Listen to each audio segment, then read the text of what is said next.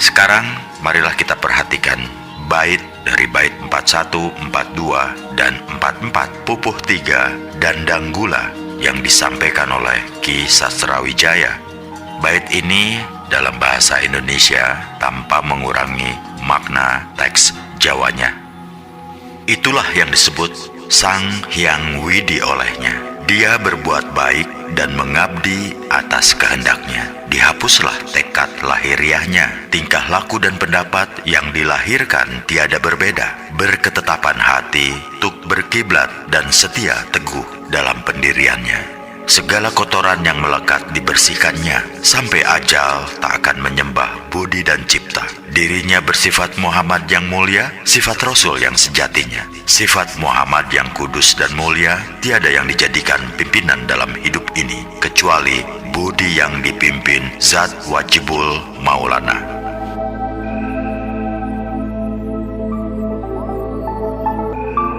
Ya, ada yang dipakai pegangan hidup ini. Itulah Sang Hyang Widi. Yang penting bukanlah sebutan, melainkan pemahaman terhadap Dia yang Maha Esa. Jika kita tidak paham, maka loyang pun kita kira emas. Maka kita harus paham siapa sebenarnya Zat Wajibul Maulana atau Sang Pelindung yang wajib adanya. Dialah asal muasal kita berada, dan kepadanya kita pasti kembali. Dialah Sangkan Paraning Dumadi.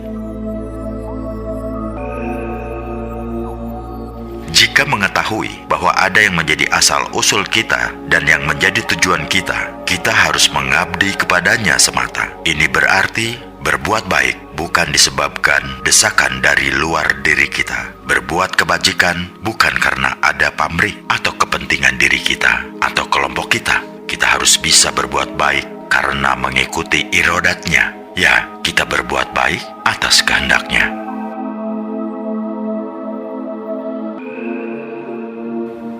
Pernahkah kita mendengar doa, "Ya Tuhan, terangilah hidup kami, berilah kami kekuatan untuk berbuat kebajikan, bimbinglah kami dalam melangkah, dan berikan kami kekuatan untuk bertindak sesuai dengan kehendak-Mu." Inilah permohonan yang luhur. Dalam permohonan ini kita kesampingkan tuntutan ego kita. Kita tidak ingin melangkah dalam hidup ini di luar kehendaknya. Jika kita melangkah tanpa mengikuti irodatnya, maka kecelakaanlah yang akan menimpanya.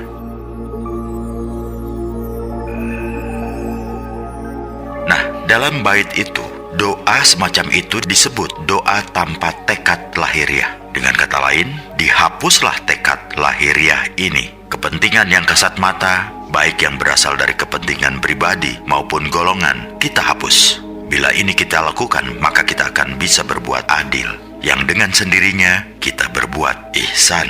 Dalam Al-Quran pun disebutkan bahwa Tuhan ternyata senantiasa berbuat ihsan kepada kita. Berbuatlah ihsan seperti Allah telah berbuat ihsan kepadamu. Jika kita telah bisa berbuat ihsan dalam hidup ini, dengan sendirinya, perbuatan lahir dan batin kita tidak berbeda. Pendapat dan pandangannya sudah pasti mirip dengan tingkah laku lahiriahnya. Dalam falsafah Centini, hal ini digambarkan sebagai orang yang mengerjakan sholat. Maka badan, mulut, dan hati harus sama sucinya. Badan harus bersih dari kotoran lahir dan kotoran batin yang berupa tingkah laku. Mulut pun harus bersih atau suci dari kotoran lahir dan batin. Kotoran batin pada mulut, ya ucapan yang tidak sopan dan ucapan yang menyakitkan orang lain. Sedangkan hati yang suci, ya, hati yang telah bebas dari sifat-sifat tercela seperti dengki, iri hati, kecewa, dan lain-lain. Syekh Siti Jenar berkeyakinan kuat. Sejak memahami makrifat, dia tidak pernah lagi mengikuti keinginan budi dan cipta. Keinginan yang tidak berada di atas kehendak Tuhan akan mengotori jiwanya. Maka dia punya tekad yang kuat. Dia teguh pendirian, hingga maut menjemput pun dia tidak akan menuruti budi dan cipta. Budi dan cipta bila tidak dipimpin oleh Tuhan, maka hasilnya adalah ketersesatan. Dengan berjihad untuk mengalahkan hawa nafsu, Syekh Siti Jenar memilih hidup bersandangkan sifat Rasul, karena Rasul adalah pribadi yang agung dan bersifat kudus, yang dalam istilah lain beliau disifati maksum, tidak terkena dosa. Keempat sifat Rasul, yaitu sidik, fatonah, amanah, dan tablik, disandangnya karena hanya Tuhan semata yang dijadikan pemimpin bagi budinya.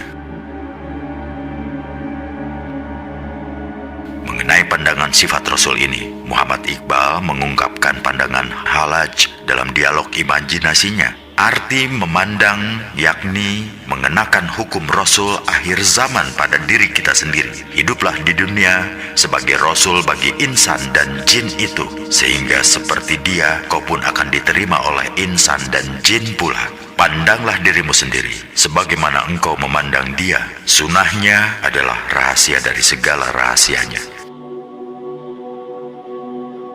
Dengan hal ini, Syekh Siti Jenar dan Halaj mempunyai pandangan yang sama. Artinya dalam hidup ini, kita harus bisa menjadikan sunnah Rasul sebagai hukum bagi kehidupan kita sendiri. Saya ulangi, kita harus bisa menjadikan sunnah Rasul sebagai hukum bagi kehidupan kita sendiri. Ini memang berat dan berat sekali. Karena bila kita menjadikan sunnah Rasul sebagai hukum pada diri kita, itu artinya kita hidup di dunia ini sebagaimana Rasulullah Muhammad SAW bagi seluruh makhluk, dan hasilnya ialah menjadi rahmat buat semesta alam. Jangan heran bila Syekh Siti Jenar bertekad menjadikan dirinya bersifat Rasul Muhammad, yaitu sifat Rasul yang sejati dan yang kudus. Sifat inilah yang akan menjadikan kita kalis dari bencana dan kematian. Sifat Rasul yang melekat pada kita membuat kita terbebas, luput dari bencana, penderitaan, dan kematian. Yang dimaksud bebas dari kematian adalah kematian nafs atau diri kita yang sejati. Jadi bukan kematian ragawi. Inilah yang disebut dalam surah Al-Imran 169. Dalam ayat tersebut dikatakan bahwa orang-orang yang gugur di jalan Allah, sebagian besar umat Muhammad gugur di tempat tidurnya, itu hidup dan mendapat rezeki. Yang dalam Al-Baqarah 154 disebutkan bahwa kita yang menggunakan mata kepala ini tak akan mampu mengetahui di mana mereka menjalani hidupnya. Maka dalam ayat itu disebutkan, kalian tidak bisa menyadarinya. Menurut Syekh Siti Jenar, orang-orang yang syahid ini hidup di zaman mulia. Benarkah orang yang menyandang sifat Rasul tidak terkena kalis, azab? Ya, benar. Secara dalil pun sangat tegas, sebagaimana dinyatakan dalam surah Al-Anfal 33. Dan Allah sekali-kali tidak akan mengazab mereka, sedangkan engkau, Muhammad, berada di tengah mereka. Dan Allah pun bukanlah pihak yang mengazab mereka bila mereka memohon ampun atau perlindungan. Kemudian, apabila Muhammad ada di tengah-tengah kita, niscaya kita tidak akan ditimpa bencana. Loh, jasad Nabi Muhammad telah dimakamkan 1400 tahun silam. Lalu kalau begini, siapa yang hadir di antara kita? Disinilah kita harus paham. Di banyak kesempatan, sudah banyak yang menjelaskan bahwa raga fisikal ini hanyalah baju, atau fisik ini hanyalah wadah bagi esensi hidup kita yang sejati. Dengan demikian, diri kita ini bisa hidup di berbagai dimensi dengan raga yang sesuai dengan dimensinya. Jadi yang hadir, ya sejatinya Rasulullah. Dan untuk itu kita harus bersandang dengan sifat Rasul atau menjadikan sunnah Rasul sebagai hukum bagi diri kita masing-masing. Terpuruknya umat Islam, ya karena menjauh sifat Rasul yang sejati itu. Mereka cuma mengambil kulit-kulitnya dari sebuah hadis. Oleh karena itu, banyak ulama yang dengan mudahnya mengkafirkan orang yang tidak sepaham, menghalalkan darahnya bagi mereka yang dianggap murtad atau menghina Nabi, dan sebagainya. Mereka lupa pesan Rasulullah pada saat haji wada, bahwa darah dan harta benda muslim itu suci. Dengan demikian, selama Muhammad SAW, sejatinya Muhammad dan bukan fisiknya, hadir di tengah-tengah kehidupan kita, maka bencana dan penderitaan itu tidak ada.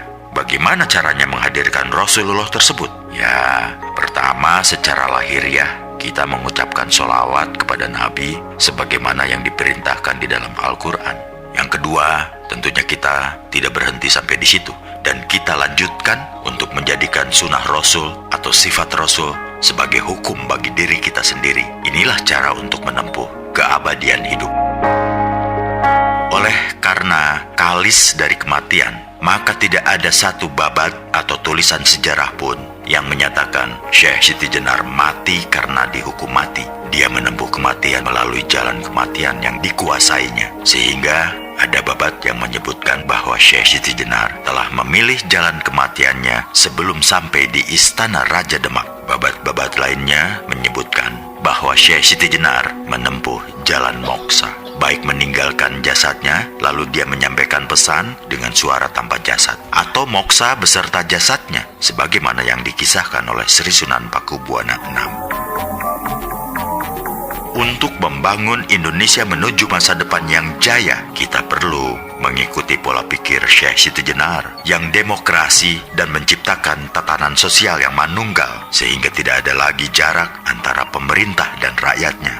Dalam kehidupan sosial, Syekh Siti Jenar tidak melihat adanya hubungan penguasa dan pihak yang dikuasai. Yang ada ialah hubungan tim, sehingga pemimpin dan rakyat menyatu.